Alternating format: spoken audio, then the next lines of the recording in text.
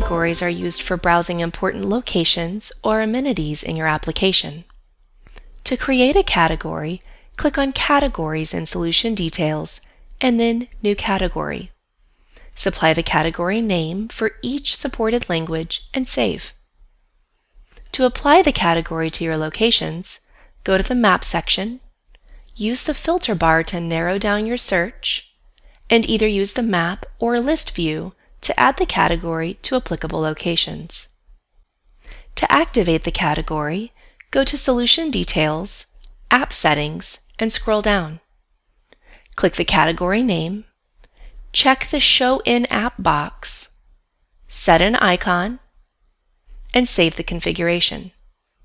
For more in-depth CMS info, please visit our documentation site, which can be accessed by clicking on your avatar. Also, subscribe to our YouTube channel for more great content.